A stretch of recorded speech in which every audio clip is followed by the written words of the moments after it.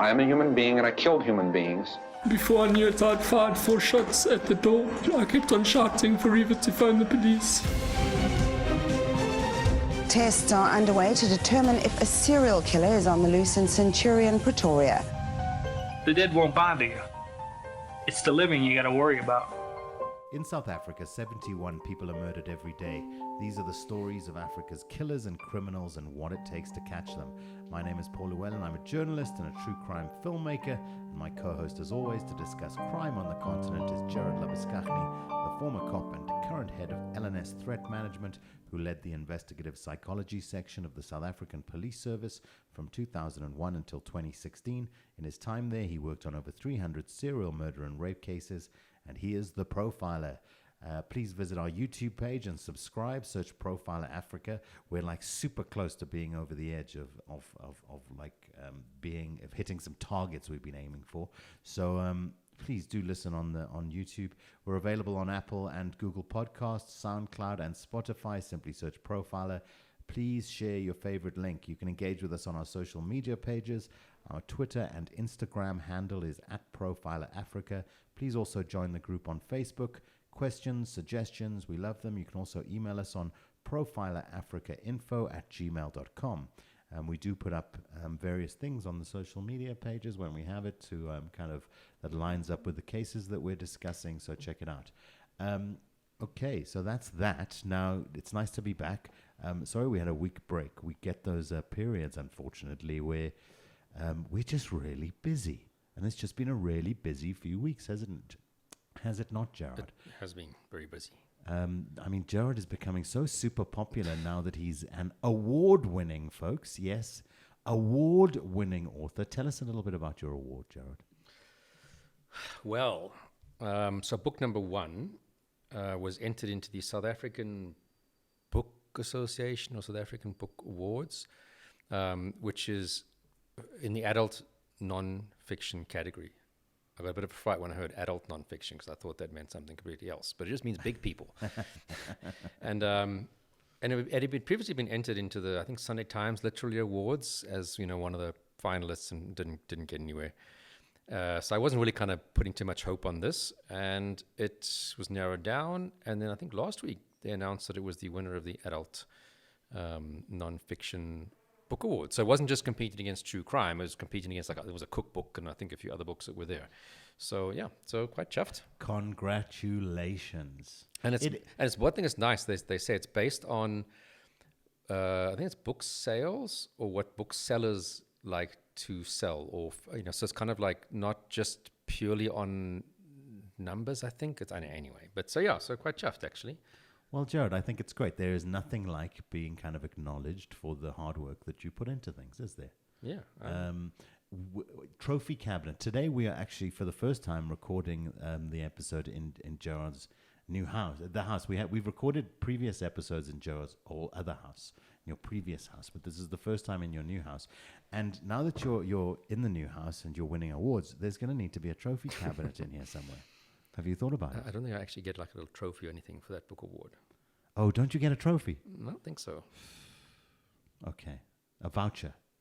At least a nice voucher. The grand total prize of 5,000 Rand. Oh, okay. So that's 3 tanks of petrol on a good day. Well, you can't turn your nose up at it, can you? And the acknowledgement of peers and industry professionals and readers, which is wonderful. So congratulations there. You also recently did Nicole's book launch with her. You did that event in Pretoria, which you hosted. How did that go? 2 weeks ago, I think. Yeah, I mean, she had, I think, 90 people who had pre-signed up. Not everybody, necessarily RSVPs to come to these things. And I think between definitely it felt like 60 to 90 people. They actually couldn't have it in the exclusive books in Brooklyn. They actually had to have it in like a little open section. So a lot of really great people, interested fans. The line for people to sign a book, was like long. So I think we were there for an hour afterwards. So it's quite fun because I got to interview her and ask her questions. And obviously I know the case itself that she wrote about in that book. So it was quite a nice chat, and a lot of happy. There, of course, if you're not aware of who we're talking about Nicole Engelbrecht, who does the True Crime South Africa podcast, and who recently published her first book, which is around the Morne Harmse sword killer case, where he came to school and tried to commit, a school massacre, basically. Managed to kill one person. Didn't really kind of live up to his expectations, but certainly a really interesting read and a really interesting case, especially in the context of the fact that Mornay is now released on bail and walking the streets of Krugersdorp. Since March 2022. Hopefully not bumping into any family members of victims. Or victims who survived. Or victims who survived, exactly. What else has been up with Gerard? I know that you've been, like I said, we struggled last week to get an episode out just because we've both been so busy. We've been wrapping up shooting on crime series for the year. What else have you been up to? I know that tomorrow you've got your own book signing, launch. Your book launch tomorrow, is it? Wednesday, 30 November, Exclusive Books Brooklyn in Pretoria.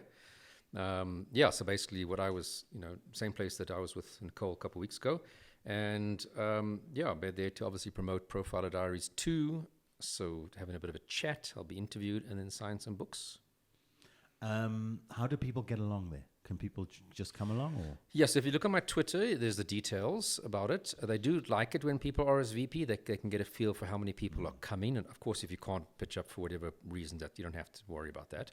But you can just pitch up, but it's always nice if people do RSVP, then they just know whether they need to shift it from inside the bookstore to a little smaller, a bigger place outside.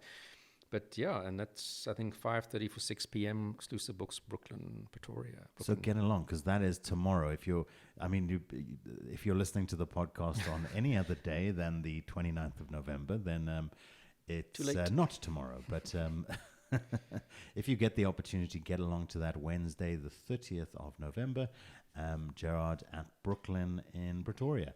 So that's exciting. Also, last week you had the threat assessment conference that you played a big part in. Tell us about that. What was that and what went down? Yeah, so I think as a lot of people might know, my current career since about 2016 when I left the police was really looking at how to prevent violent acts or prevent things from becoming to the level of a violent act.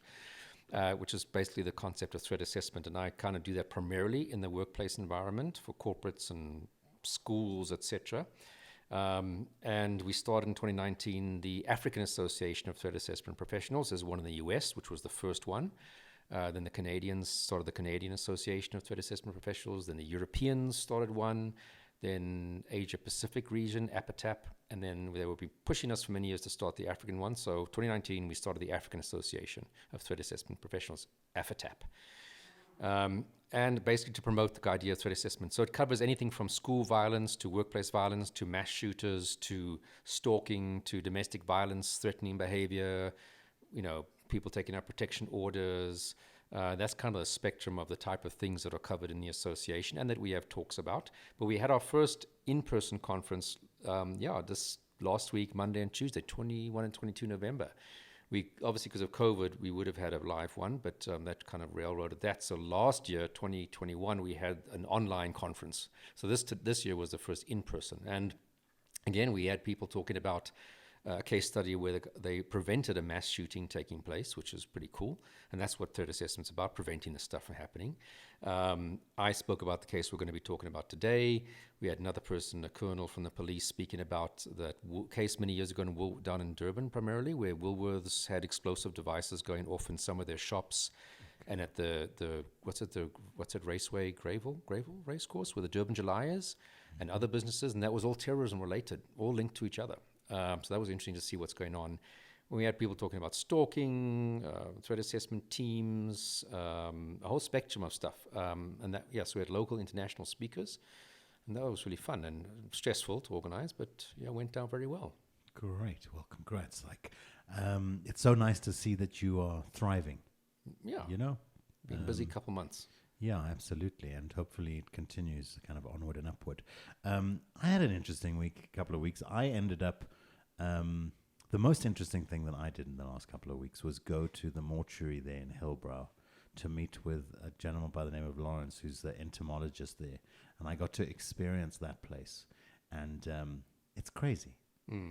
It's crazy town. Now, I've been trying to kind of just kind of straighten it up in my mind because, it's one thing talking about the world that we talk about on the podcast. It's another thing to really kind of get close to it, and we were there on a day where there's the multiple autopsies. Now, this is the mortuary in town where the bodies that for those listening, Gerard knows this, but for those listening, this is for unnatural deaths, so murders, suicides, car accidents. So people arrive in a fairly bad, in a range of states, ranging from not so bad to really bad, and it was just such a crazy experience. I mean, I don't want to be too critical because I understand that everything in South Africa is kind of stretched, isn't it? But it just was maybe the most traumatizing thing I've done in a long time. Not just seeing a refrigerator full of recently deceased people, but just being in that building. I was in the one room, which was the skeleton, which is like their skeleton closet, where you stand in a room and you're surrounded by like 200 human skeletons. It's just bizarre. And the architecture of the building, it's kind of this old school building in town that's kind of falling apart a bit. Do you know what it originally was? A maternity hospital. Yes, I heard a maternity hospital but for non-whites. Apparently. Yeah, I'm sure. It was apparently for non-whites back in apartheid days. So next door to the mortuary is part of the hospital, which has apparently been gutted and taken apart, which apparently, now Lawrence, who's the entomologist there, said that the building next door is spooky. And I don't think Lawrence spooks very easily considering the things that he sees and does on a daily basis. So if Lawrence is saying it's spooky, it must be off the chart spooky. But yeah, just to see how it works and to see bodies coming in, to see them kind of piled up and to understand how thin resources are stretched, even there, for example. It's not just a terrifying environment, but just the whole context of the place and what it kind of, just what it means in the whole, how it fits into the, law and order and people dying and being murdered and coming and going. Yeah, again, I'm not being very eloquent about it because I don't think I've wrapped my head around it entirely. But to me, it's kind of what hell would be like if you imagine hell. And the people work there every day. And there's people that go there every day. And it kind of feels like it's the, like the tumor. And like if South Africa's sick, it feels like a place like that is like one of the tumors, you know what I mean? Where you just kind of, where it's just an intense kind of coagulation of all the bad things in South Africa. And it was just terrifying. So that was interesting. Anything else that's been on your radar? So last Thursday, Friday, after the conference we just spoke about, we had an amazing guy who actually came out for the conference, and I asked him if he would do some training afterwards. Dr. Stephen Hart. Now, Stephen is from Canada, and for many of you who ever read about psychopaths, you might have heard of a guy called Dr. Robert Hare, who's also a Canadian psychologist. And Robert Hare has written books such as there's one, Snakes in Suits, which you can get like at Exclusive Books, which is about psychopaths in the workplace. And that was quite a well-known book. And I think he wrote another book about psychopaths also for the general population to read called, I think, Without Conscience. And Robert is kind of like the godfather of modern psychopathy or psychopath as a concept. And he developed a couple of years ago something called the Psychopathy Checklist, revised, PCLR, which is the golden standard for assessing whether someone is a psychopath. And Stephen Hart, the guy who was out here for the conference, actually worked on that development of the PCLR back, was it, I think, in the 80s or whenever. So he's, obviously intimate understanding of the tool, and Stephen also developed the screening version of the PCLR. So Stephen agreed to give some training to a bunch of psychologists last week, Thursday and Friday, about the assessment of psychopaths using these two particular tools. So that was just an amazing opportunity.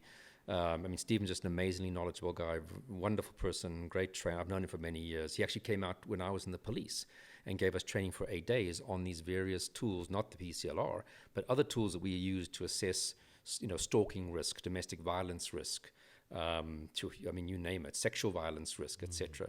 So he was out doing that. So that was really a great opportunity to sit in that room for 2 days, be trained obviously in this particular instrument, which is, as I said, the most widely used instrument for assessing if you're a psychopath. To get that accredited training and just to spend those 2 days with him, besides the stuff that he presented at the conference on the Monday and Tuesday. So that was very interesting. And so we had about 14 psychologists. It was open to any psychologists. I thought we would have got a lot more, But I suppose it's quite a unique, forensic psychology is still a very underdeveloped concept in South Africa. Which is a word to the wise out there, especially if you're young and kind of approaching your studies or thinking about a career path, and you have an interest in true crime that's found you, and you found your way to this podcast, then it just goes to show that there's opportunity there, you know. There's space for you potentially. What are one or two of the key indicators of a psychopath? What are like the primary warning signs? Well, I mean, obviously, to be called a psychopath, it kind of has to span your life history. You can't just have done something very horrible now as an adult and, that person's a psychopath. We're very quick to say that, but I think we're quick to say that about many things. Oh, he's crazy, he's schizophrenic, it's this or that. Look, some of my ex-girlfriends... And that's typically what we find. Oh, I've dated one of those. You probably haven't, but you might have dated not a nice person. Doesn't mean they're a psychopath. But just sort of this glib superficialness, lack of empathy, lack of remorse are the key aspects. It's that state of mind where you just really don't care about your behavior and the impact upon other people. And if they're going to suffer because of your actions, it's not your problem. So those are probably the most central aspect about it. Superficialness, glib, shallow emotions, no remorse for what you've done, lack of empathy is probably the central aspect. And then you get other bits and pieces about, certain behaviors that you engage in. But that's really and it's a lifelong thing. You can't just, like I said, because you're behaving, and it has to be across different contexts. I mean, you might be absolutely ruthless in the business environment. Don't give a damn that you've screwed someone out of a deal, X, Y, and Z. But you're a good person at home, and other aspects, then you wouldn't be regarded as a psychopath, because it has to be sort of cut across all aspects of your life in different contexts, but also historically it has to be present from a youngish age. You start to see features of that kind of attitude, and life view is present. Does his work in assessment spill into any kind of thinking around treatment? Well, again, that's the big question. Can psychopaths be treated? Often it's looked at that any personality disorder, like being a psychopath, it's not really something that's treatable. You might be able to mitigate some of the behaviors, but will you ever not be a psychopath or not have a borderline personality disorder or a narcissistic personality disorder? You'll never not have it.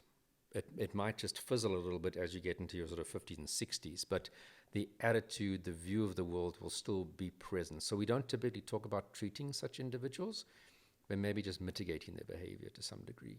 Okay. Does every psychopath need to be removed from society? No, I mean, you can be a psychopath and not break the laws. You're just not a very nice person, You'll sleep with your neighbor's wife and... so things that aren't per se illegal, but you're not a nice human being. So definitely when we talk about it, and they also say these things on a spectrum. So we all might have elements of this behavior, maybe in certain contexts or in a certain phase we went through. But as you get sort of the boundaries, you get to the area where we start to call you a diagnosable disorder of the personality. That's always going to be a negative counterproductive thing. But we have elements of this, all of us, to greater or lesser degrees, of probably most of the aspects of personality disorders. I guess we should never forget that any psychological disorder, until you act upon it in a way that is kind of counter to the norms and rules of society, then you are not a criminal, are you? So yeah, look, I mean, even something like a pedophile, which is not a personality disorder, you can be diagnosed as a pedophile, but have never touched a child. A lot of psychologists don't even realize that, because the criteria would say, only once you can have the thoughts and fantasies and urges of sexual behavior with prepubescent children. So thoughts and fantasies are in your mind. So you might at home, to put it very plainly, masturbate about a 12-year-old, 10-year-old kid, until you're going out and, for example, downloading child pornography, or you try and approach a child, or you try and act out on it in a way that starts to contravene the laws, or if it causes you anxiety and uncomfort about these urges, then we talk about the diagnosis of that problem. But you can get, for example, a guy who comes to a psychologist and says, please, I have these urges, I know they're wrong, but and can you help me deal with them? You can still diagnose that person as a pedophile. It just doesn't mean that he's gone and actually stepped over the boundaries of doing something that would make him engage in criminal activity. You're always at risk, of course, if you have those interests, that one day circumstances might arrive and you might end up doing something. So there's always, having the diagnosis is always a risk factor for acting upon it. But it's not automatic that, you will go and do something. I wonder if in countries where there are registers for kind of sex offenders or what have you, if a diagnosis of pedophilia kind of puts you on any lists, or again, you'd have to make the step into downloading child pornography or enacting. So more likely, typically, to get on these registers, you have to have been convicted of a crime of that nature. But also bear in mind, and sorry, we're getting a bit of a deep dive, is that you can have molested a child but not meet the criteria for being a pedophile. If it's a once-off offense, they haven't got evidence of the, typically it has to be present for longer than 6 months, the interest and the attitude, the thoughts, the fantasies. So typically these registers are not, are you a pedophile, but rather have you sexually offended against a child? And you're convicted, then you would typically, in those jurisdictions that have registers, be added to whatever register there is available. And that might not be a publicly accessible register. In South Africa, that's not publicly, you can't go and check who's on the sex offences register. Schools can, someone who's applying for a job, they can go ask if this person is on the register.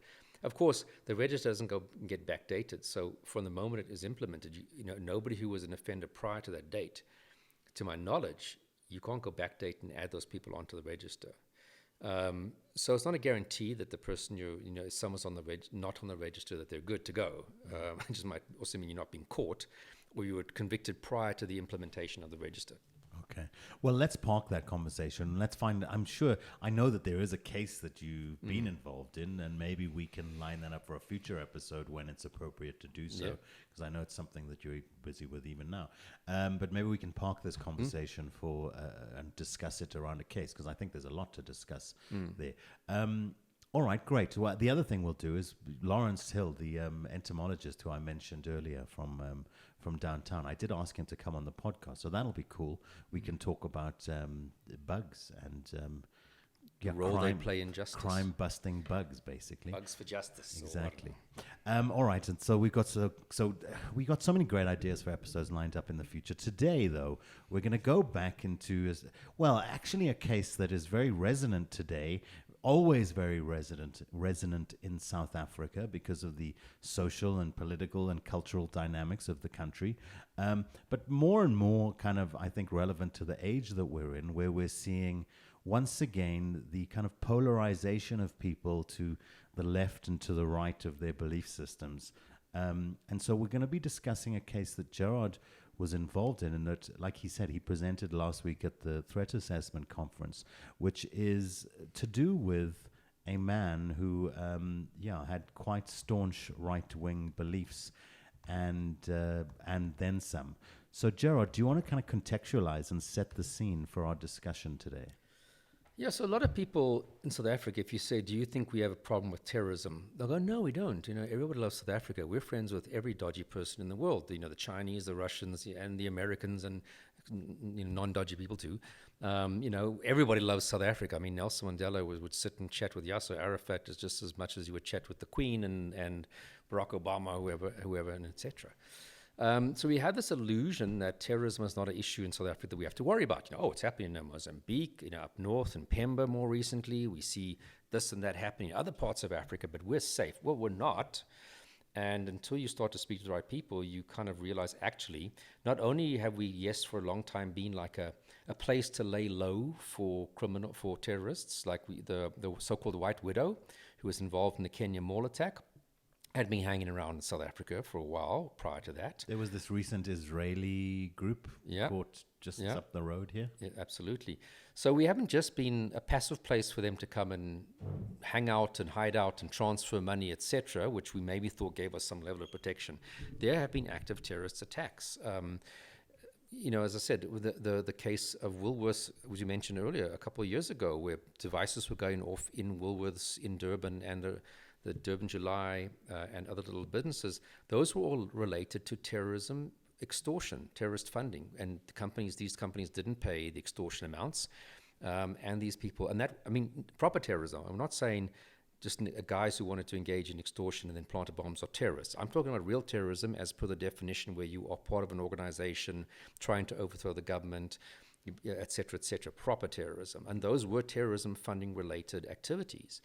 Then they kick down that door and arrest that bunch of people, and they find a guy in the basement who's been kidnapped for extortion. So terrorism funding and terrorism active actions have been happening in South Africa. We think back to the so-called Boeremark, early 2000s, where you had a bunch of right-wing Afrikaans guys being arrested for bombs that were planted. I think one was in Soweto that went off and killed a lady, a couple of bridges down on the KZN, and they arrested a big group of people who spent, I think, a 10-year-long trial. That's right-wing terrorism. So, we've got the sort of more ISIS type of terrorism that you've been seeing in other parts of the world, concerned, but also the right-wing terrorism is also concerned. Then you also kind of get to the left-hand spectrum where things are happening that you kind of wonder, is that not also a potential terrorism risk?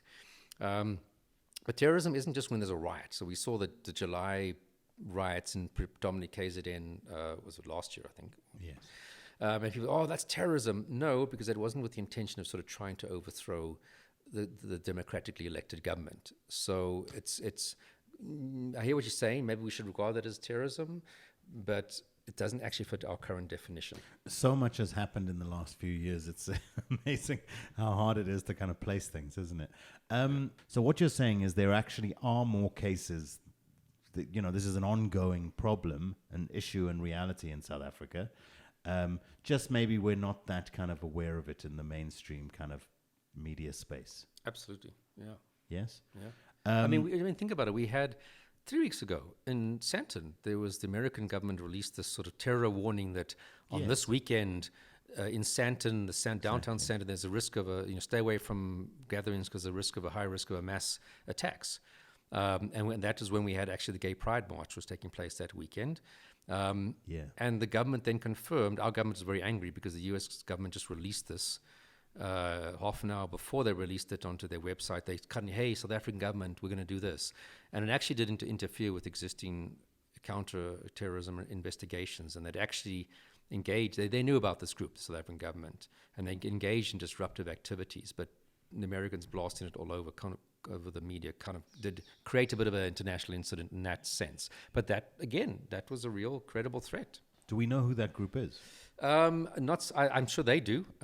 Specifically, it would have been, just for lack of a better description, kind of these sort of ISIS type of inspired extremist groups that are, there's lots of them. Call me paranoid, okay? I certainly take into account when I think about things these days, how the last couple of years has affected my perspective on things, because I'm so kind of involved in crime stories and crime content and anything from terrorism to murder. But I am of the opinion that South Africa is, I think state capture kind of understates it. It feels like South Africa is pretty much run by organized crime these days.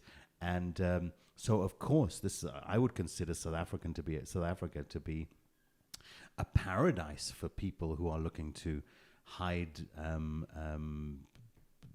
cruel intentions. No, absolutely. Am I being paranoid? A bit paranoid here? Or do you think I'm placing my kind of perception at reasonably the right place?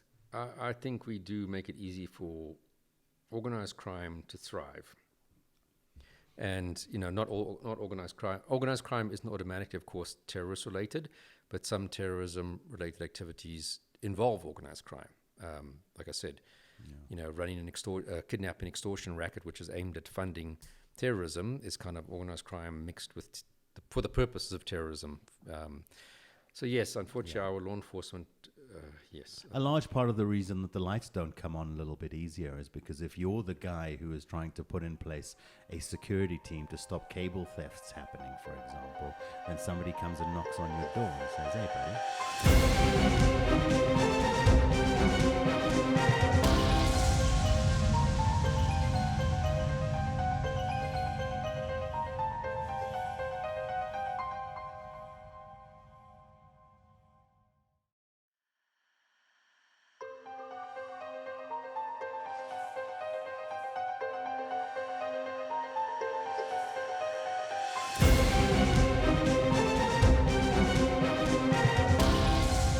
Tell us a little bit introduce us to Harry Johannes Knoesen. Yeah. So this was a case. I mean, very few people know about this case. I actually didn't know about it until I was asked by the prosecutor if I can assist recently. But this actually dates back to 2019. So I guess the fact that it was sort of literally this time, Black Friday was the date of this planned terrorist attack in 2019, and we just had Black Friday, last Friday. So, but of course that was just before COVID really struck.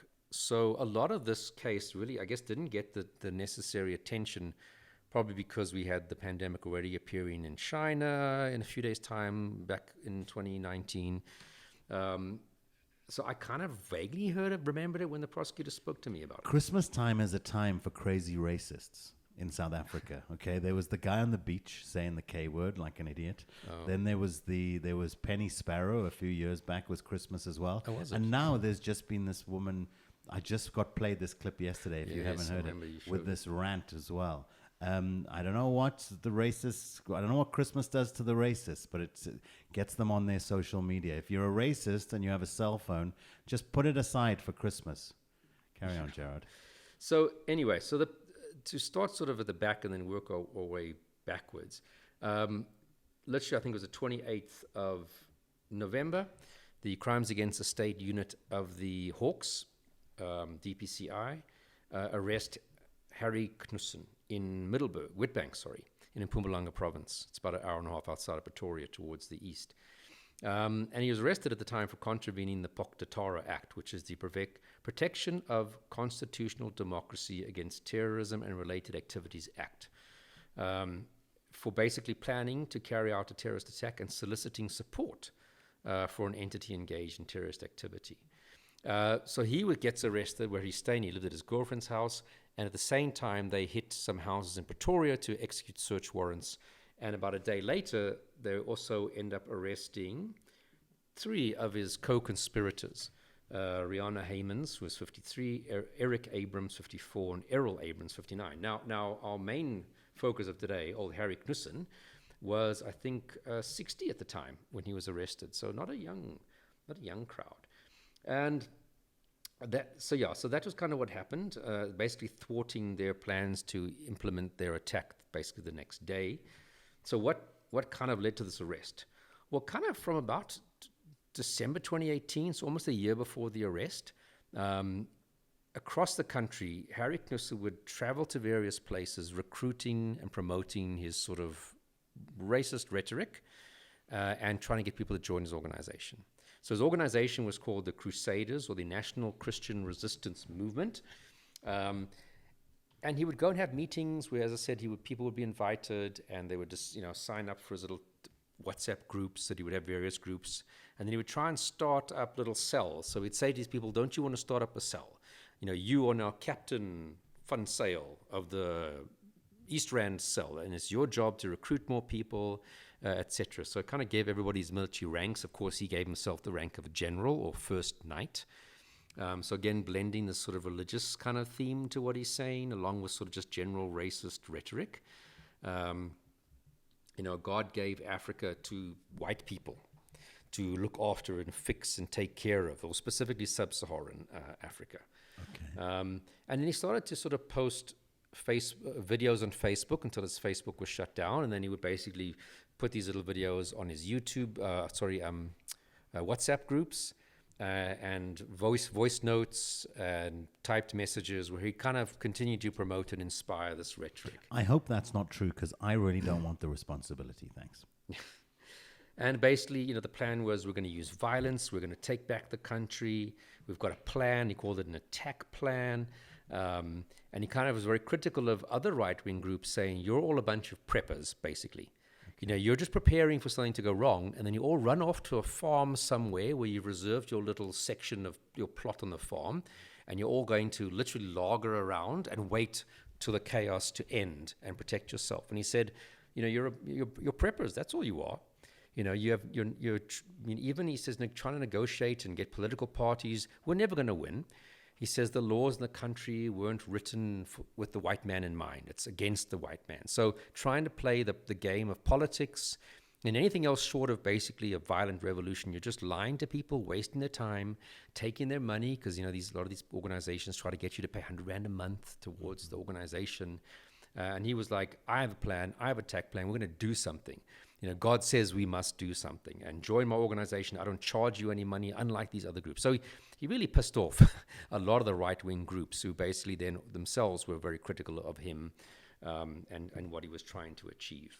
Sure, but how kind of sophisticated was were his efforts? I mean, how clued up on social media was he? Because I find it interesting. I often use this as kind of an example of how the world has changed and why maybe we're seeing the right wing, especially, the kind of right wing ideas, in a post-World War II period, obviously after, I think that boomer and that war generation is dying off, and there's not enough kind of societal memory of how bad it is when we're so polarized, and we're seeing these right-wing ideologies kind of rise up all over the world, whether it's Donald Trump or whether it's even, I think, what's, the kind of leadership in South Africa you can consider to be in some kind of way, Well, I think what they do, and this is typical of these types of groups, that Donald Trump and them was same thing. You touch on issues that are actually relevant to most of us. So most of us, no matter irrespective of your color in this country, you might say, sheesh, the country's not going well. Yes, look at this corruption.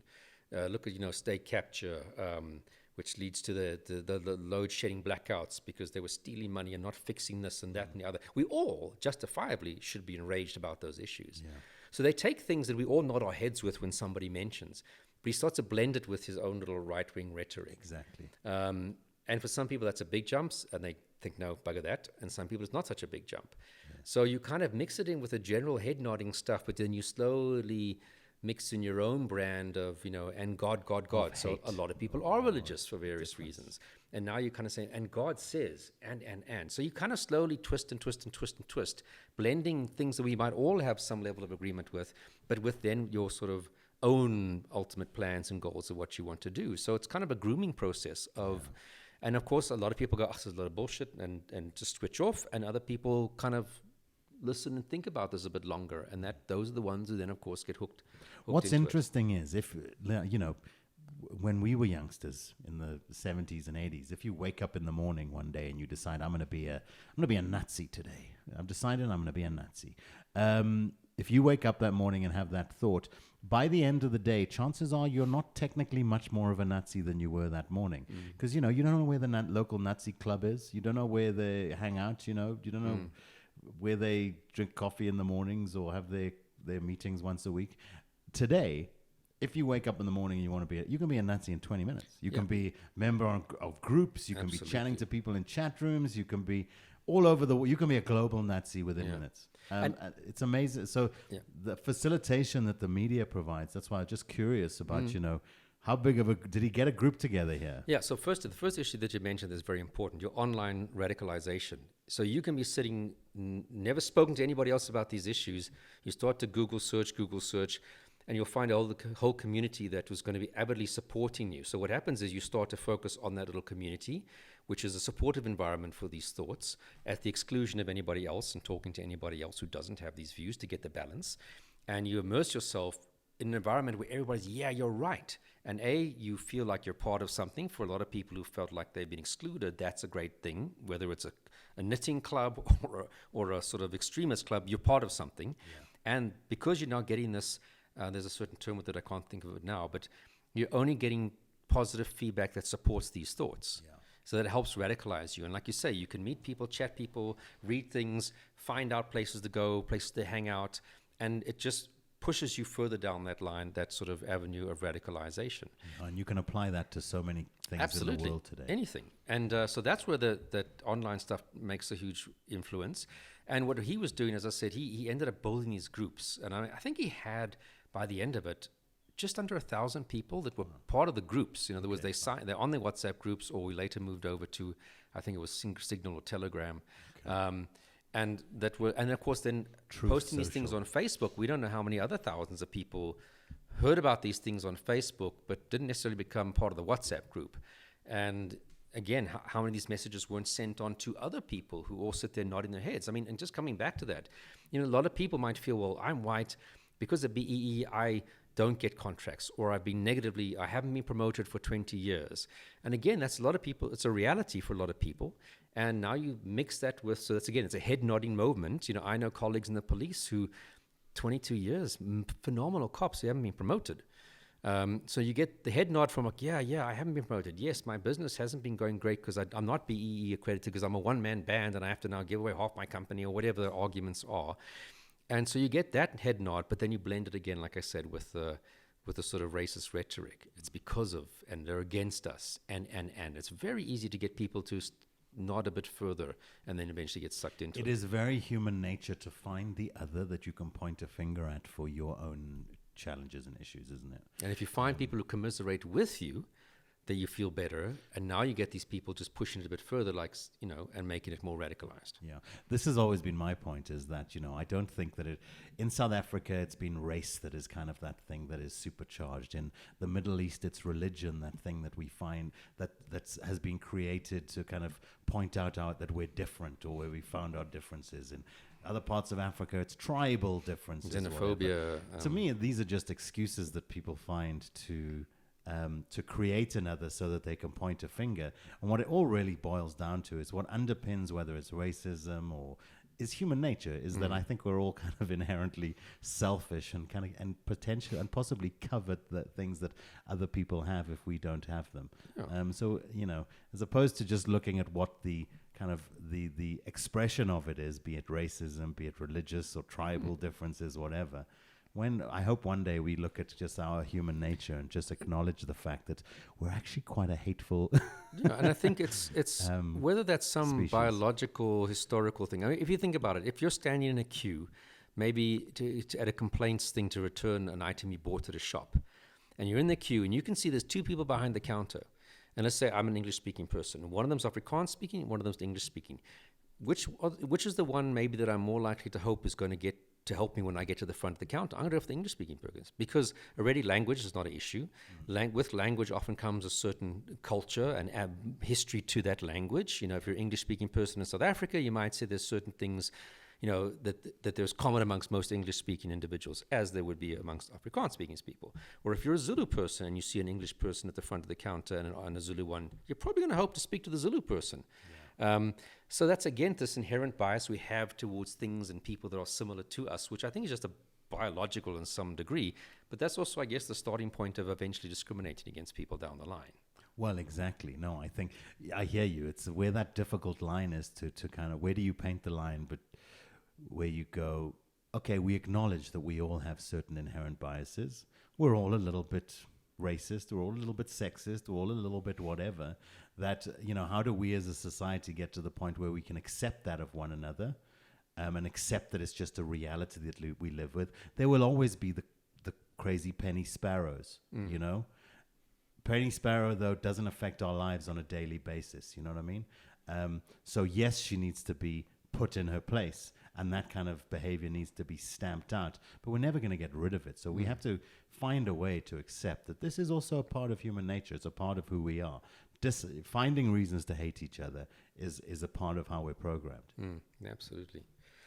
All right, so basically this guy had a plan. So as I said, he kept on boasting. He has an attack plan where everybody else, all these other right-wing organizations with their generals and whatever terms, they're just a bunch of preppers that sit around doing nothing. So his attack plan, now, I'm not saying it's a good attack plan, essentially was that on the Black Friday 2019, 4 days prior to the attack, they would try and poison the water supply to townships, either with literal poison or with E. coli to minimize resistance, soften up the enemy. That's very Project Coast of them. Yeah. Then they would sort of go to various South African National Defence Force bases, secure them, and this is his own words, black personnel would be eliminated silently.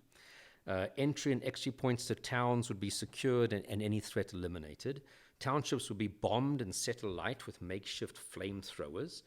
The media must be allowed to film this and given free access because that would psychologically disable or destabilize any resistance from black people. So it's the psychological operations aspect. Police stations and key points would be secured to prevent infrastructure damage. Black members of the police had to hand in their firearms, equipments, and uniforms and then be dealt with, which basically means killed. Martial law would be declared, and then any black person that is still alive that has a firearm must surrender to a SANDF base and will be eliminated afterwards, throwing their bodies on a heap and set alight to capitalize, in his own words, on the psychological effect thereof.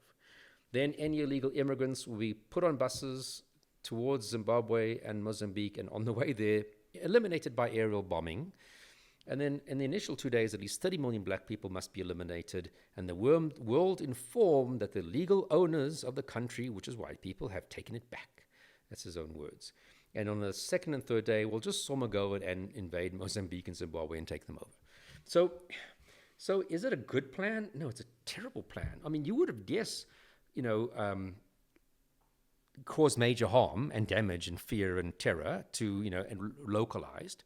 You wouldn't have taken over the country with this because, the 99% of the country would have said, screw you, asshole, and the military is not going to roll over and capitulate. The Air Force is not going to roll over and capitulate. So he kind of had this unrealistic belief that all white people are going to lobby behind them and go out into the streets and shoot people and help out, which is like unrealistic. But I have to say, a lot of our SANDF bases don't even have fences and aren't expecting to be attacked. We've seen countless examples in the media over the past year or two of police stations being attacked and their guns being taken. So that in that sense, there would have been a lot of terror, death at police stations or wherever they attacked, and firearms stolen. They wouldn't have taken over the country because I think, as I said, the rest of the country would have said, up yours, assholes. This is not going to work. But you could have caused a lot of damage localized, which is obviously not great for those people who are going to get injured and the country's reputation, etc. So not an effective take over the country strategy, but an effective strategy to cause a lot of terror and fear and anxiety.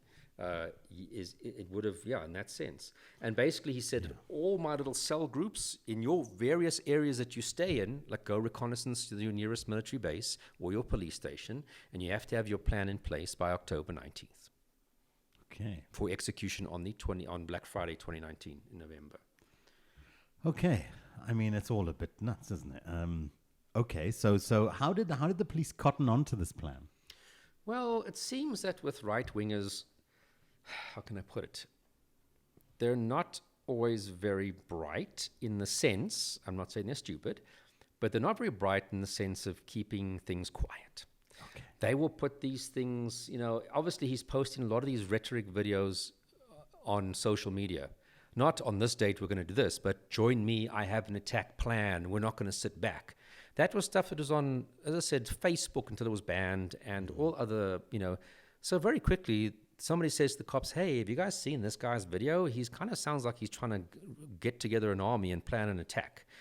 So very quickly, it's infiltrated by other, Afrikaans people who either work for the police or just were informants to convey information. I haven't checked the news today, but with Elon Musk now driving the ship at Twitter, this kind of stuff might be allowed back on Twitter again. Oh, Who absolutely. knows? You never know, because crazy things are going on there as well. For sure. But what's interesting is that he also said to people, go and study the Oklahoma bombings. Now, for those of you that might not remember, 19th of April 95, Timothy McVeigh, an ex-army soldier, parked a trucked homemade car bomb laden with explosive devices made from fertilizer and kind of publicly available stuff, and detonated it outside the Alfred P. Murrah Federal Building in downtown Oklahoma City. And if you go onto the internet, you'll see how much damage was done to that sort of 8-story building. It literally destroyed half of it. It's just no longer there. And 168 people died, including, this is the worst, besides 100 in general, the loss of life, 19 children who were in the little creche inside the building. And that was one person. So, one person can do a lot of damage if they're motivated. A lot of people can do a lot of damage. But like I said, I don't think he would have successfully taken over the country with this plan. But, there's damage to be done to the building at the time. And obviously the immense tragedy of that incident to the people there on the ground. But, the repercussions of this is that, now in North America or in the USA, we see so much more of the Timothy McVeighs. It seems, he's almost like a champion for a certain belief system now, isn't he? So he's kind of got that, status and has no doubt inspired a lot more people to kind of take up some of his belief system. Well, here you have, Harry Knoesen in South Africa talking about a guy in America. Yeah. You see that with school shooters. The most frequently referenced mass or school shooter, the most frequently referenced previous school shooting, which is Columbine, is the most widely referenced mass shooting incidents that later subsequent mass shooters refer to in their manifestos. Yeah. So yes, these things do become heroes for certain people, and or either as examples of what you can do, but also as look what this great hero did. And you kind of see that almost like you said earlier, coming into this whole Trump thing with the insurrection on 6th of January a year or two ago. You know, if you start to listen to the hearings and what these other groups of people there had in terms of their beliefs and philosophies, it was actually a coup attempt. Yeah. That's not just media propaganda. You know, if that happened anywhere in the world, we would happily say, "Oh, that was an attempted coup." Absolutely. And so the sort of whole right-wing sentiment, again, playing on people's anxieties and fears, pushing it a bit further. Some people will fall away and say, "Oh, you guys are going too far for me," but a lot of people won't. So he also referenced, quite interestingly, he said he would give examples of what and I'm quoting now, a black man and his son who shot and killed numerous people in Los Angeles in the USA by driving around and randomly shooting people from the car, close quote. And that would have the psychological effect that people would be too scared to leave their houses. Now, I think what they're actually referring to was the so-called Beltway or DC snipers, which was from 2002, where John Muhammad, 41-year-old, and Lee Boyd Malvo, 17-year-old boy, it wasn't father and son, would drive around. They'd basically kitted out the back of their vehicle. They'd made a hole in the boot, and they'd park somewhere, put the barrel of the gun, and shoot people and drive around, etc. So I think that's who that Knoesen is referring to as another example of how you can create a lot of mass terror. Now, you know, even just telling that to people who are inspired towards violence, you know, even if they didn't join this whole program of his, might just decide to do that on their own as a way of causing havoc, etc., killing taxi drivers or whatever target they want to go for. But again, referring to previous people as examples of what you can do, but also perhaps as almost like more from the hero point of view. Look what these people have done. So we've actually got this WhatsApp post from the 16th of November 2019. The Crusaders, National Christian Resistance Movement, are really close to hitting and governing this country. These murderers, rapists, torturers, and dark rubbish of the earth. They are going to die in their many thousands. Stand by me, influence others, use your firearm, walk out of your gate and bring the numbers down.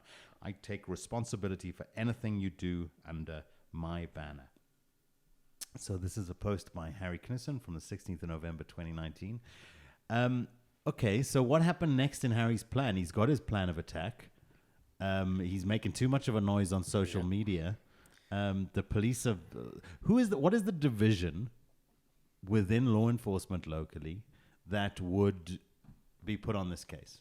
So in terms of the investigation, that will be headed by the Crimes Against the State, or the CATS unit, which has a counter-terrorism investigation unit headed up by Colonel Tolly Vreechtenberg, who was involved from the sort of days of the Buremach investigation I mentioned in the early 2000s.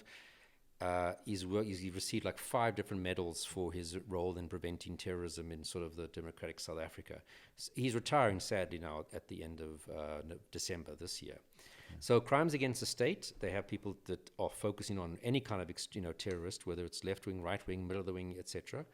But, for example, who would be infiltrating these groups might be anything from crime intelligence of the police to informers who get involved or would say, listen, I've heard some stuff, and the police might say, okay, go sign up and join, and then you become our informer to tell us what's going on. So it could be civilians who are concerned or sometimes getting paid for the information versus actually, proper police crime intelligence individuals who are infiltrating. Okay. And then where did the investigation go from here? Right, so obviously they prepare their background, they execute the arrest warrants that we mentioned earlier. They pick up those people, they find, pieces of pipe bombs, firearms, etc. And as I said, 4 people in total were arrested at that time. And of course, now the next thing is to finalize the investigation. So they search the houses, they go through the computers, they check whatever else they can find, and prepare for trial. But which then was finally concluded this year, about a couple months ago, I think.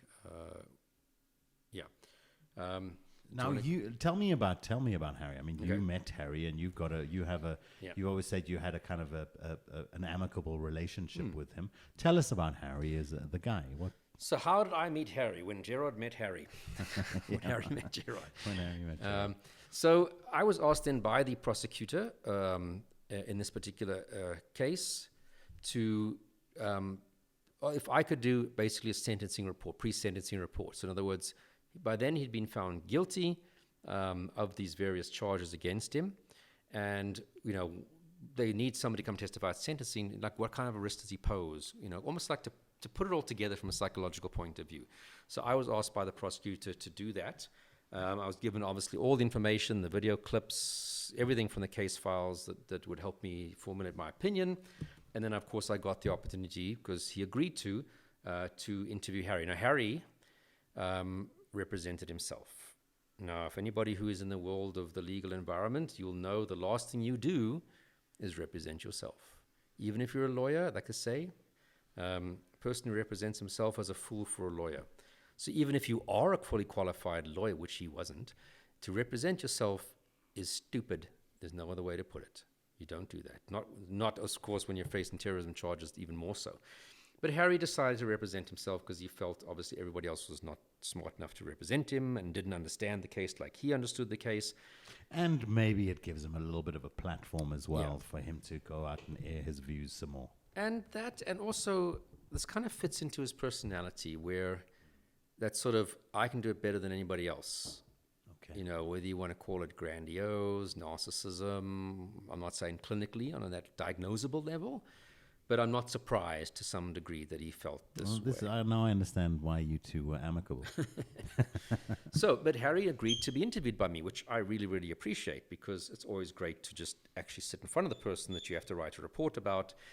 As a psychologist, I get a better insight into what I'm dealing with. So I ended up having a total of about 7 hours of interview, with 5 to 7 hours of Harry, which I recorded, he gave permission for me to record on video and audio. Quite phenomenal. So Harry himself, as I said, he was born in 1959. So when he was arrested, he was 60-ish. Okay. Yeah, my math is terrible. He's a Wenwi? Yeah, he was born in Zimbabwe. His dad was Zimbabwean, and mom South African. And their parents divorced when he was 3. She came back to South Africa and brought him and his brother, and she remarried, had 5 more kids with the new husband, etc. Stepfather then passes away when he's about 12 or 13. He says he was sent to English-speaking schools. His stepfather insisted that they go to English-speaking schools, which he then claims. Remember, this is what I'm telling you was out of his mouth. He was then bullied by Afrikaans children because he was an Engelsman. He was an English kid. He left school at the age of 16 and began his boilermaker apprenticeship in 1975. Then he was in 1977 conscripted into the South African Defence Force for 1 year. He gave quite a grand version of what he was up to, but we know from military records he wasn't up to as grand of things in terms of his military career as he was describing. I think if you were going to be a thoroughbred racist, you needed to have done military service in the 70s or 80s. That's not to say that everyone that did military service in the 70s or 80s was a racist or is a racist, but I certainly think that it helped a bunch of people. Yeah. So in January, and of course that was part of those days, even when I was in the army in 1990, it was this indoctrination, the Rooi Gevaar, the Red Danger was still, they're trying to convince you that the ANC and everybody else are terrorists and bad and evil and communists and anti-God, so we need to get them out and keep them out. Well, I say it flippantly, but that, I really mean exactly. I mean, there is a certain, I understand that there's a certain degree of programming going on there. So basically it does a year, and early Jan 1978 he's released from that 1 year of military service, goes back to his apprenticeship, goes back in 83, but is kind of released after 3 or 4 months, and basically if you look at the military records, because he was complaining so much and he had a wife and killed, and basically they just said, please go. Okay. And then basically designated a strategic reserve. Now that sounds very important, but really what it meant is, you were so much of a problem that only in times of desperate war scenarios would we call you back up for military service. Okay. So again, he had a bit more flattering description of his military career, which we know from records was not the case. Sure. But that's also, again, part of this, I think, personality that which we see is going to be very relevant to what we're seeing now. So he continues to work on various mines throughout Gauteng, eventually settles in Mpumalanga in 89. has 4 children in total. Sadly, 2 have deceased since, so he has 2 children left. 93, he starts up a small congregation where he's the pastor. But also, if you speak to some people who attended these services, they said, it was very much about him. Okay. Every service kind of, in a way, revolved back to him. So you have him telling fancy stories about his military career, being a pastor, which you're the center of it. He made it the center of attention. He actually, interestingly enough, served as a city councillor for the African Christian Democratic Party for 10 years, 2001 to 2010. Now, if you Google that, or maybe doesn't sound very racist. It's a very, I mean, you can put it in very simplistic terms. It's seen as a black party, and I say that with my little air quotes in my fingers, because it started up, I think, by Kenneth Meshwe, who's a reverend. I would say it's predominantly, I guess, it's a lot of black people, and again, it's not a militant white power group. Yeah. So it's a very kind of mixed race organization. So he was on the city council for 10 years. Okay. Now, it's interesting. It kind of does seem like Harry himself doesn't really have elements of being a racist up until not too long before this whole issue that we're discussing. When he starts butting heads with the racists. Yeah. So kind of becomes a racist when he starts fighting with the racists. So what it seems, because like I said, there's newspaper clippings from the 80s, a newspaper called Die Vaderland, which is obviously a very Afrikaans, the fatherland. I mean, think about it. It's a very Afrikaans, where he's actually quoted as saying, look, we have to work, we all have to live together. Heaven isn't divided by different races. If you say there's no issue of discrimination, paint yourself black, and you'll see very quickly what it's like to be a black person in South Africa. So a lot of his earlier sayings actually were very, for the time, massively forward-thinking, and I joined the ACDP, didn't have this racial undertone. So he's changed at some point, which we'll get into in a moment. Once again, please don't paint yourself black, okay? Or white people listening. And this is not uncommon for people who end up becoming radicalized. There's something personal that happened to them that almost flips a switch. Yes, you can get people who are racist from a young age, and they just go times 10 when they get older. But for some people, they do a switch flips after an event that's happened to them. That often, whether you're an ISIS type of extremist or otherwise, that kind of catalysts them down that pathway. So for Harry, it seems to be that he retired in 2014, 2015 from the mines, starts his own little engineering business, primarily aimed at providing services to the mines that he's just left. It goes pretty good until he takes on a BEE partner because he was struggling to get contracts. Okay. And he seems to literally have essentially given away half his company, given the bank account details, access codes to this young lady. And by all intents and purposes or counts, it does seem like she basically just hollowed out the company, walked away with all the money. And he and his son, who was involved in the business, and his ex-wife at this time, basically were financially ruined by this. Okay. And that seemed to be that turning point for him. It's like, it's government, it's BEE, it's everything's against the white man. That kind of was the turning point for him in terms of him radicalizing. Yeah. Which makes you realize what a fertile environment we have for radicalization in South Africa and the world right now, doesn't it? Because, if you consider, I'm sure that there are a heck of a lot of people pointing fingers at the government, for example, in South Africa.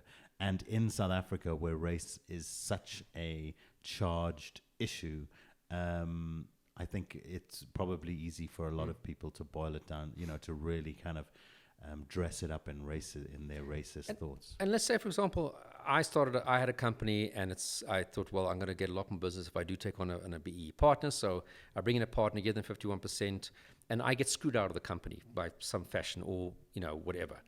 I can either start to blame the government and BEE and race, or I can say that person was an asshole who screwed me over. Yeah. And kind of keep race out of it. So I think, again, it can go a couple ways.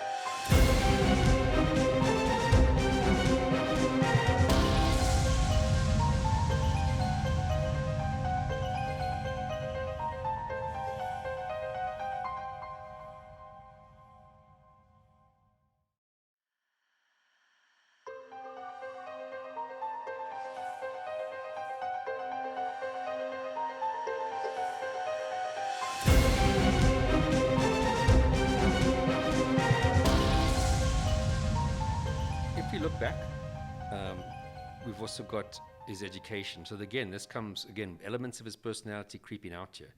He claims, now if you recall correctly, he left school when he was 16, so he didn't finish high school. Sure. Yes, he did those qualifications, the Boilermaker, which is an N something, etc. But then he claims that he has a bachelor's degree in business management through Trinity University based in the US. He then claims that he had a master's degree in theology from Therapon University based in the US Virgin Islands, and also a PhD from them. Now, if you go onto their website of Therapon, it's THERAPON, like therapy, but without the Y and ON at the end. It does exist, and it's based in the US Virgin Islands and the Caribbean, but it also says that, Therapon is not eligible to participate in the federal student loan financial aid program. It's not authorized to accept the GI Bill. So in other words, if the military, American military, they'll often pay for your studies, but not at this university. It's unable to guarantee its acceptance of its degrees in other post-secondary institutions, which means they're saying, look, we can't say that if you do a master's here, you'll be able to do a doctorate anywhere else in the world because the university might not recognize it. Corporations are not required to recognize degrees from Therapon University. So basically, yeah, I personally wouldn't study through these people because it creates the impression that you can do it and nobody's going to take this as a proper qualification. Sure. And you get a lot of these other universities throughout the world, some of them in India, some of them in various parts of the world, where kind of you get the impression is if you just pay your money, they'll send you a degree. Not necessarily that simple, but it's not quite up to standards and expectations of if you went to the University of Pretoria and Wits and other internationally recognized universities. Well, I haven't told you this. My psychology doctorate is arriving next week from India. So we haven't even got confirmation that he actually did even do these things through them, let alone the questionability about how recognizable the qualification would be. He's never been able to produce those qualifications. They didn't find them at his house. We were trying to contact Therapon to say, did this guy actually ever register as a student? Just even that, did he do anything? So that's questionable. So he regularly refers to himself as Dr. Knoesen, which, again, I think points a lot towards his personality. Yeah. Look, he's obviously very focused on branding and kind of painting the right image for his hopefully masses and masses of followers who are going to be and there's going to be enough of them to overthrow the army. So let's now look at what did he say though once he was charged with these offenses? Yes. And his kind of line of argument was, at the end of 2018, I kind of started to come into conflict with these various right-wing organizations. They were saying, there were service delivery protests, and they were all saying, we need to get all the people out of here. And he said, well, why? The service delivery protests aren't against you as Joe citizen. It's against the city council and the government. So why do you need to be evacuating people out of all of these towns? And that kind of sparked off some of the bad blood between him and these organizations, which again kind of ended up him almost being very vocal against these organizations. Yeah. And he kind of says that, I actually am not a racist. All these things I was saying and doing, these videos I made, the traveling around the country, was really just to pee off the right wing. I was trying to sort of rile them up, make them angry, get them upset, but there was no emotional backing behind the things I was saying. I was never trying to implement these things and put them into place. I was never trying to actually genuinely instigate a revolution. And I would have told everybody a day or two before this set date of 2019, Black Friday, that actually it's all called off, everybody just leave it, it's fine. Because I just wanted to really stoke them up and make them angry and pee them off. Okay. Which, when you start to look at how he did it and the extent that he did it and how much time it took of him, it's the court ultimately said that's a bloody load of nonsense. Yeah. And if you look at the assessment I did, you'll see that he has a lot of the features of someone who generally was going through the various radicalization processes. So very simplistic, and I would have had more respect for Harry if he said, yeah, that was my plan. Yeah. This is what I believed in. These are my principles, my religious views, etc. But now going into court and saying, no, it's just a joke. Firstly, all your people following you are going to go, what? Yeah, you're kidding? Undermines your future efforts. You were lying to us? You weren't serious? That's the one response. Or they could say, geez, dude, you abandoned your principles quite quickly when you thought it didn't suit you anymore, to try and hopefully convince the court that this is not so serious and you shouldn't be sent to a heavy, stiff sentence. Yeah. Yeah. So what are those warning behaviors that you refer to? right. So how do we assess In your actually assessment, is this guy a real concern? What is Trap 18? So there's the only assessment tool to determine how far down the line is someone and are they actually on that pathway to committing a violent act? Because we can all have extreme thoughts, not saying extremist thoughts, but views on the world, the government, politics, religion, race, etc. If I see someone in my work environment who I knew was Muslim, but dressed in Western clothing, etc., didn't have a beard, but I know he's Muslim. And then what happens if he comes to work dressed out in more sort of traditional Islamic garb, grows the beard? Do I have to now worry about him?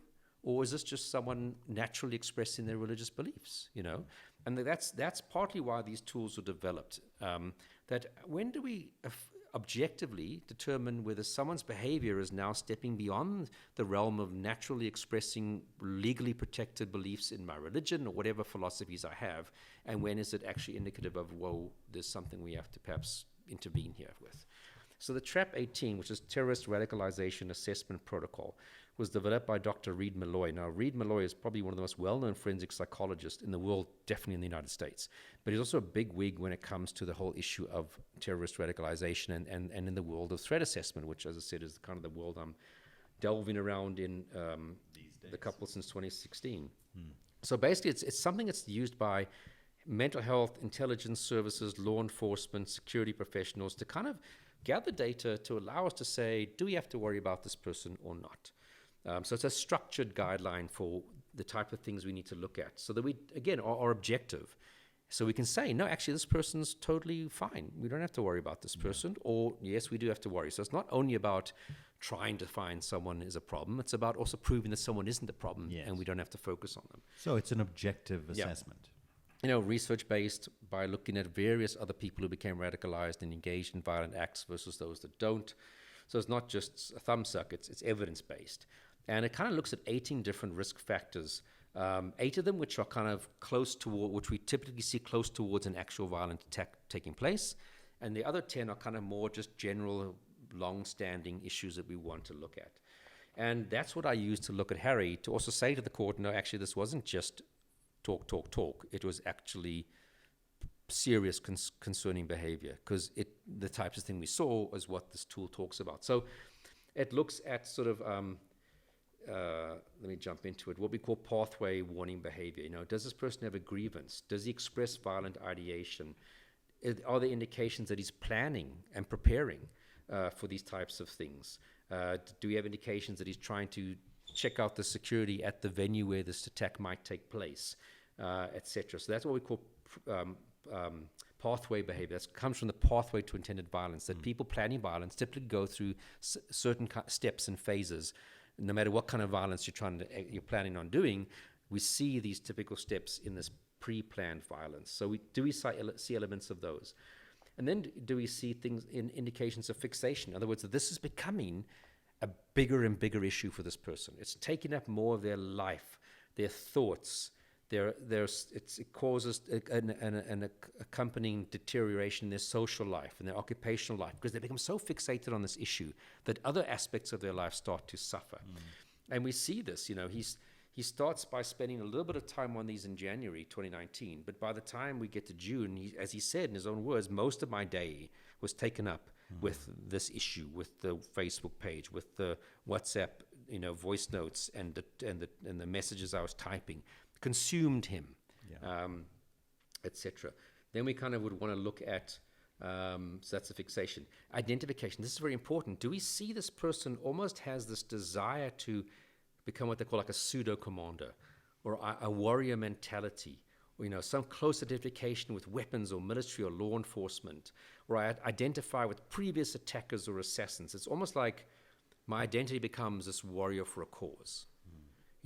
I'm a champion for this cause. And his cause was, the rights of the white people, and God gave Africa to us white people type of thing.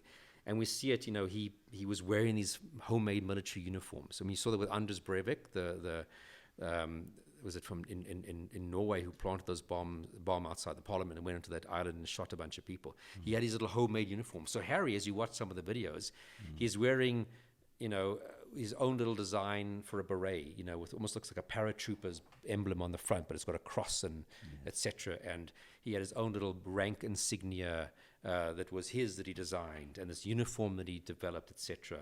And he kind of gives himself this military rank, refers to himself as the first knight. So here we quite clearly see that he's identifying as some kind of a warrior for some cause. And that's very clear. And he says, I was appointed by God. And he refers to himself, I'm a warrior. Yeah. So that ticking that identification box very, very clearly. Do we see a burst of energy coming closer to the date of the attack? We do. It's stuff that's consuming his time. Meetings with his little senior command, urging people, please, it's close to that date. I think the WhatsApp you read out from October is like, we're nearly there. We need a few more people to join us. Like, you can tell there's something, building up. And then this leakage. Now, typically what you see, you see it with your school shooters, where afterwards, when people go start to look at their social media or speak to people, it's like, oh yeah, he sent me this thing saying, pretty soon I'm going to do something. Or social media, he's posting things that retrospectively you go, oh my goodness, that actually is a warning sign. Here he's doing it very obviously through the various posts and groups that he's managing. Last resort, is some kind of indication that time is running out, that we have to do this soon, some desperation. And yes, he actually says, and I'm going to read one of his quotes, time is running out to save our country. I ask you, wherever you may be, contact me, join me. I have an attack plan, not a defensive plan. I have an attack plan, but I need you. Another quote, he says, I don't want to wait. I don't want to see what the enemy is planning to do to us. I keep saying, when we are ready for the enemy, it's too late, because then they are armed to the teeth. So they're kind of like, come on, we have nothing left. This is the last choice. This is the last chance, the only option. That kind of pressure to, it must be done now. And then so that's the kind of ones that we typically see very close to the attack actually taking place. And he's ticked most of those boxes. So if you were just verbally planning these things with no intention behind it, you wouldn't be seeing a lot of those collateral things. Absolutely. And it's all out in the world, isn't it? The advice is, if you're a Harry, just do the stuff in your bedroom and put up, post your post to your bedroom wall and leave it at that. Yeah. So the assessment. What are then the conclusions of this assessment, Joe? So those are the main ones that tell us this got close towards actually doing something, which fits in with what the other information is telling us and which contradicts what he's saying. But then a few of the other characteristics which were important, which he had, was, personal grievance we typically see in these radicalized people. So his personal grievance was, I lost my business, was I financially ruined by BEE, in other words, in his view, the government, which in other words, in his view, black people. But then we also have this moral outrage. So in other words, personal grievance is something that happened to me. Moral outrage is some issue that I associate with, although it's not happened to me. And he kind of said, white people are being raped and murdered on farms and this, that, and the other. So not things that have happened to him, but he's like got this identification with another group, which in this case was other white people who are facing these challenges. A good example would be like what's happening in Ukraine. I'm morally outraged by Russia's behavior in Ukraine, what they're doing. I think it's horrific. I think it's wrong. If you look at my Twitter posts, I kind of have the Ukrainian colors. I'm not Ukrainian. I'm not married to a Ukrainian. The Russians haven't done something to me, but I'm outraged by this aspect. And this is, again, you see that here. He's morally outraged about white people and things that are happening to white people, not things that have necessarily happened to him. So you've got the personal thing, what happened to me personally, the moral outrage about the government is against white people, the black man is against white people, the laws are against white people, etc. And this ideology, yes, it's his ideology is a mixture of religious ideology, political and race ideology. And what's interesting we often see with these people is that they try to join a right-wing group and were rejected. Now, Harry was rejected by all these right-wing groups because they kind of felt that his ideas or his thoughts or his comments were, they don't like them. But he also at one point was asked to be the head of another existing right-wing group, which he said, okay, sure. And then about a month or two later, they booted him out.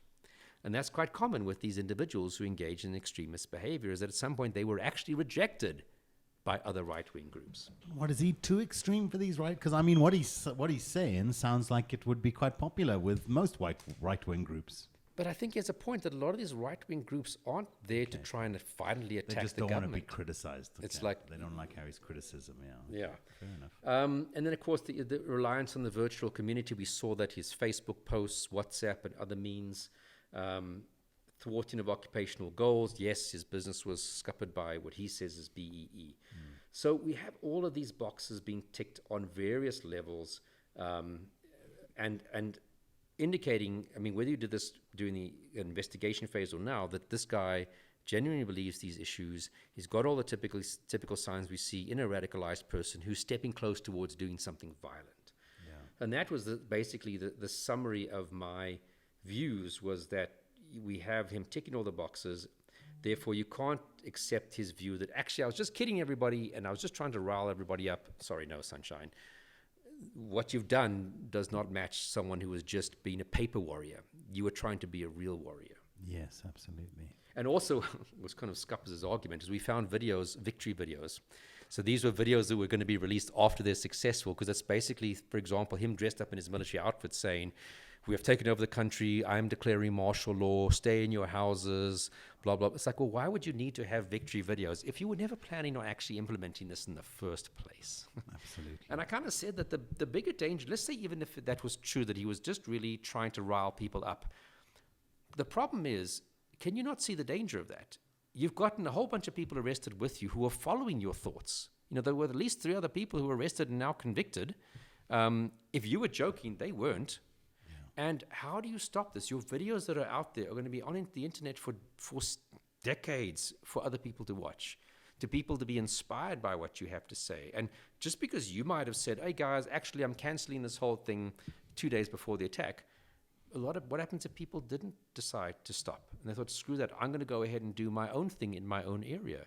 So if you're not able to realize the danger of you inspiring others when you might not be serious, but they're taking you seriously, that's a big concern for me, that you can't realize, A, I'm getting a lot of people into a lot of trouble, and B, a lot of these people might just continue, irrespective of me, I'm not necessarily that important. Maybe it's also a bit of a narcissistic view that you're so important that when you stop, everybody's going to stop. You know, you've literally have 700 people on your groups. How many other people who aren't inspired by what you have to say, who might continue doing whatever they want to do along these lines, having been inspired by you? And that kind of is like a level of, don't you have that insight?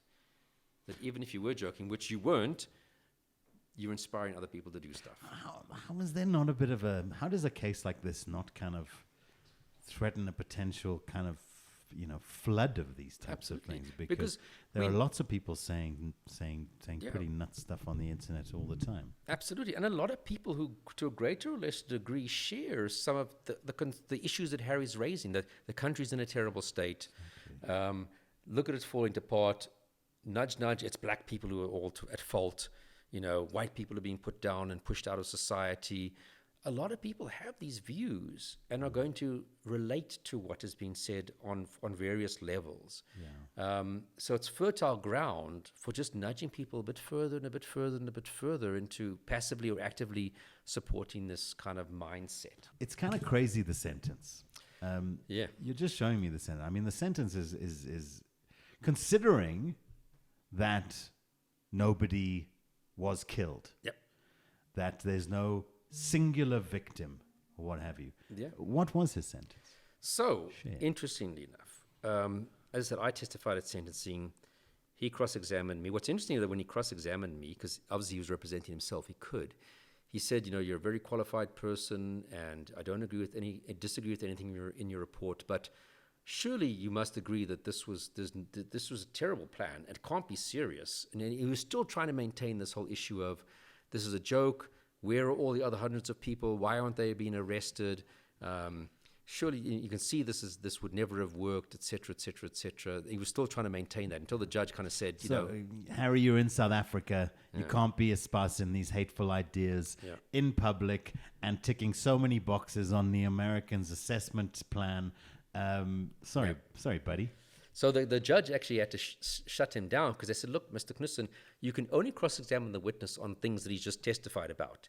You can't ask his opinion on but on other issues to try and, it's too late anyway, trying to convince the court that you weren't serious because you've been found guilty of these acts. Anyway, so he got very upset about that. So ultimately, I'm sure he got upset with his sentence. Yeah. But ultimately, he got 2 life sentences and 21 years imprisonment. Now, what's interesting, I didn't realize this until the colonel and the investigating officer told me, is that since 1994, look, pre-94, we had people sentenced to death for terrorism activities and life on a regular basis for their liberation activities. Yeah. But since 94, this was the first person to be sentenced to life for terrorism-related activities.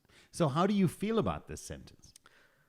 Look, I do think that if you're planning to engage in terrorist activities and where people's lives were going to be put either directly or indirectly could have been killed, I got no problem that you go to jail for life. Sure. Now, what's interesting is once he was sentenced, there was an article on News 24, that online news platform, yes. And I just retweeted it. I didn't give my comments or my thoughts saying he was sentenced to blah, blah, blah. And one of the guys underneath replied as in a comment, Harry Knoesen is a true leader. It will continue. So these sentiments are out there.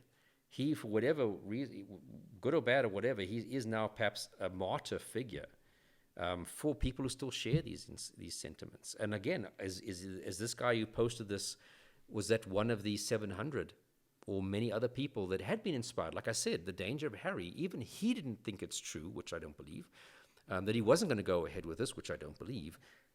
This kind of shows you that the message is inspiring others. It's pretty incredible that in the last 30 years, we haven't had more actual incidents. Would you put that down to the fact that we're good at nipping them in the bud? That law enforcement is aware of where these radical groups are, and that they are monitored enough and they are kind of kept an eye on enough that they don't cross the line into acting on their ideas? Yeah, I think that the right wingers are particularly easy to infiltrate. The more sort of really aren't they hard to spot in the bush in their camo gear? Sorry. I think the ones were perhaps are a little bit more difficult. Although we have had some good pre-event identification of these amongst your sort of ISIS type, and I'm going to just say ISIS type meaning any sort of extremist person who kind of ascribes the general philosophies that ISIS and those crowds are into. We've had some really good investigations and preemptive arrests of such individuals. But my fear is that if you look at the crimes against the state team of people who are doing the counterterrorism investigations, top-notch people, really brilliant, very experienced, but in the next 3 or 4 years, most of them are retiring. And I don't see that there's been this efforts by the police to bring in the new group of people that can be groomed and understand. So once these people leave, all that institutional knowledge buggers off. So the same problem we discuss at so many levels across law enforcement locally, across the police, a loss of institutional knowledge, not an appropriate passing on of that knowledge to the next generation. Because these groups of people, they've been interacting with the FBI and all sorts of other law enforcement agencies. They've been on amazing training courses offered by various law enforcement agencies in counterterrorism. They've built up the local knowledge and understanding of these groups of people, who's doing what. When they leave, if we don't very quickly appoint talented people into the unit that these people can mentor, and like I said, Colonel Friedenberg is retiring at the end of this month, and end of December. And, they kind of said to him, hey, would you like to stay on as a contract? And he said, well, if you promote me, which he should have been a brigadier long ago, I'll stay on for another 2 years on a contract. And they said, no. But then he also said, well, also no from my side. They probably said it exactly like that as well. You No, we'll be okay, thanks. We'll do fine. But then I kind of wonder, how serious are you about the future of our country when it comes to terrorism if you're not prepared to retain someone for a 2-year contract at what I would say is at the least what you should have been actually remunerating this guy for many years already. I mean, like I said, he's from the days of the Burgermacht in the early 2000s. He's gotten 5 medals. I think it's 5 medals for counterterrorism, protecting the country. So you're going to give him lots of medals, but hey, he's been a colonel for how long? It's like, I don't know, where you guys... if you want to have a fertile environment for crime to thrive, then retaining institutional knowledge is not a priority, is it? Yeah. Which is a scary, scary thought. Yeah. Gerard, where do we kind of wrap up this conversation? Because we have been having a long conversation about this one. I hope you guys have stuck around for the duration. And I'm sure our editor will have trimmed some of it out. But we've certainly had a long chat about this. Where does this kind of take us, this conversation? Harry's in jail for 2 life sentences. Mm-hmm. He'll have parole at 25 years and potentially see the light of day again. Well, I mean, he'll be very old. As I said, he's born 60 already, 59. yes. So he may not. So Harry's possibly in jail for literally for life then. It's that thing of what we've mentioned before of people that are kind of from earlier in your career, there are going to be lots of people coming up for parole. And we're going to be seeing some interesting people we've seen 2 interesting, Morne Haramsa and Val Janus. Released this year. I mean, you're starting to see the reality of it. These things we talk about in the podcast, and it may sound all kind of doom and gloom, but the reality is that the parole system works a certain way, and people will find their way back into society. We're in a country where we've got economic issues and just social issues and what have you, and just, it's hard to keep the lights on and keep the water running in taps, and there's still, the widest wealth gap in the world, one of the widest wealth gaps in the world. It's hard to see, and then, like you say, a loss of institutional knowledge, not enough new people coming in with these not with this specialist knowledge and this historical knowledge. It's hard to see how these kinds of issues don't become more prevalent and how these types of groups don't become more stoked and more active and more present and relevant in our lives. And like you say, the more and more things do fall apart in society, like you say, we go from having load shedding once a day to 4 times a day as the norm. And water has now become an issue. Water shedding, we've heard that being raised because of collapsing infrastructure. It gets very easy to take that anger that people have towards the government and swivel it a little bit to not just the government, but towards black people because they're in charge, or this group or that group. So I fear we're going to see across the board a lot of people getting more angry about the state of the country. And becoming more radicalized in what needs to be done about it. Absolutely. And that might be twisted through religion, race, tribe, anything by people who want to twist it. Well, and what we do know about radicalization is that radicalization thrives in countries where there's a massive divide between the haves, which is very few, and the have-nots, which is a huge, when you don't have a big middle class. So if you look at what's going on in northern Mozambique, a lot of these people don't really give a damn about sort of the extremist religious side of it, but there is no government functioning in those areas. Yes. And these organizations, ISIS or whatever offspins, are kind of saying, well, we have a system. We're here for you. Where's your government? Look around you. Yeah. What have they done for you lately? We can give you structure. We can give you this. We can give you that. We can give you something to belong to. Fight for it. And they subscribe to those views, not because they necessarily subscribe to all the religious side of it, but because, here is somebody actually here to offer us something. So that's one of the dangers where you have big polarity between those up there, those down there, and nothing in between. So if you want to prevent these things from taking hold is develop your economy, that you develop a middle class. Exactly. Nobody wants to radically revolutionize things when you've got a massive, comfortable middle class who's got a car in the garage, what the American president, a chicken in the pot and a car in the garage, where your kids are going to school in a decent school and it's safe. Yeah. People don't really care about the rest. Yeah. But when you don't have that, that's when these radical groups make it much easier to take hold. Yeah.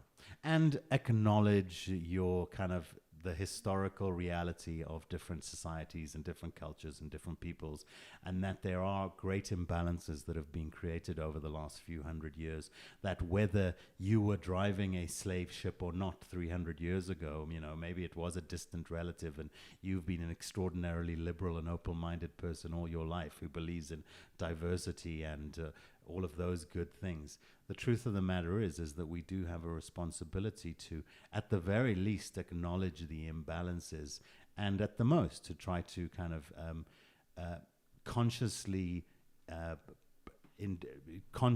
practice addressing those imbalances. Anyway.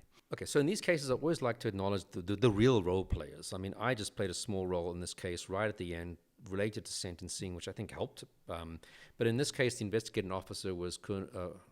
finally not trying to take all the credit for something. So in this case, the investigating officer was Captain Jaco Kukumur, an expert in counterterrorism investigations, did a fantastic job. I mean, to pull all this together, it's so many facets, a lot of information to put it together for a court case to win beyond a reasonable doubt. So congratulations to Captain Jaco Kukumur, and also the prosecutor in this case. The lead prosecutor was Ansi Venter, Advocate Ansi Venter, and again did a really good job of presenting this to court under difficult circumstances, because again you had Harry Knoesen, General Knoesen, who was representing himself, which is always difficult for a prosecutor, because you not only have to interact with the accused person, which you typically don't once they're arrested, but also that person is a legal representative. So you kind of, on the one hand, you're trying to get this guy behind bars, but you also have to interact with them because they're the legal counsel. So very, very difficult circumstances.